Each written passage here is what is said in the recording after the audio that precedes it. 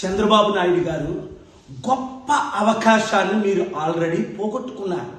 June 5నే మీరు India కూటమి ప్రధానమంత్రిగా ప్రమాణం చేసినా లేదా మోదీ గారిని deputy prime minister, home minister, finance minister, foreign minister ఏదైనా అడిగితే మీకు ఇచ్చారా? ఇవ్వలేదు. 240 సీట్లు బీజేపీకి ఉన్నప్పుడు మిమ్మల్ని నితీష్ కుమార్ని వాడుకొని ఇప్పుడు 309కి వచ్చారు. ఇప్పుడు మీ 16తో మీరు బయటకు వచ్చినా వారికి చేసే నష్టం లేదు. అప్పుడే నేను చెప్పాను, ముందు కండిషన్ ఆంధ్ర రాష్ట్రానికి స్పెషల్ స్టేటస్ ఇస్తానంటేనే నేను మీకు మద్దతు ఇస్తాను అని ప్రకటించమని. మీరు అవకాశాన్ని పోగొట్టుకున్నారు. స్టీల్ ప్లాంట్ని అమ్మను అని అనౌన్స్ చేస్తేనే మీరు మద్దతు ఇస్తానని చెప్పమన్నాను. మోదీ గారు ఇచ్చిన 10 వాగ్దానాల్లో ఒక్కటి కూడా నెరవేర్చలేదు. మీరు ఢిల్లీ లీడర్స్ని అసలు మిమ్మల్ని జైల్లో పెట్టించింది వారని మీకు తెలుసు. మీకు దేవుడిచ్చిన అవకాశాన్ని మీరు కోల్పోయారు.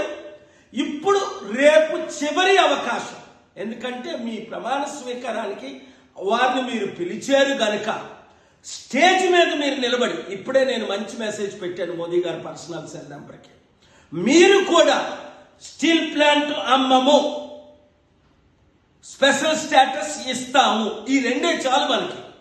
కథమయన్ని పక్కన పెట్టండి. స్పెషల్ స్టేటస్ ఇస్తే 100,000 కంపెనీలు మనం తీసుకొచ్చి ట్యాక్స్ కట్టకుండా వారికి ఆ కంపెనీల ద్వారా లక్షల ఉద్యోగాలు ఇవ్వగలమని మీకు తెలుసు, నాకు తెలుసు.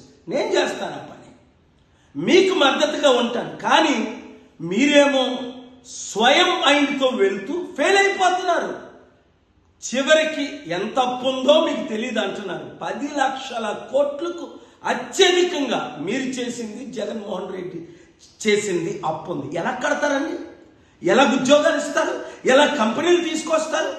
ఇంత మంచి అవకాశాన్ని పోగొట్టుకుంటే 94 గుర్తించుకోండి, 2004 మీరు దేశ నాయకులు ఎలాగైనా అవ్వాలి.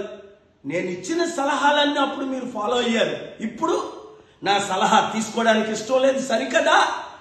మీ బాలకృష్ణ అల్లుడిని గెలిపించడానికి నన్ను కూడా 6 లక్షల ఓట్లు నావి ఈవీఎం ట్యాంపరింగ్ చేసి ఇంత శత్రువుగా నన్ను ఎందుకు చూస్తున్నారు?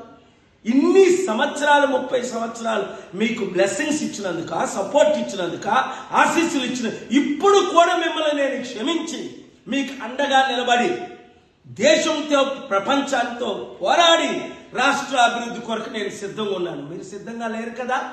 ఆలోచించండి, దైవ నిర్ణయాలు తీసుకోండి. దేశం కొరకు, ముఖ్యంగా మన రాష్ట్ర అభివృద్ధి కొరకు, 6 కోట్ల ప్రజల్ని రక్షించడం కొరకు ఒక్క మంచి పని మీరు చేయండి. దేవుడు మిమ్మల్ని దీవిస్తాడు.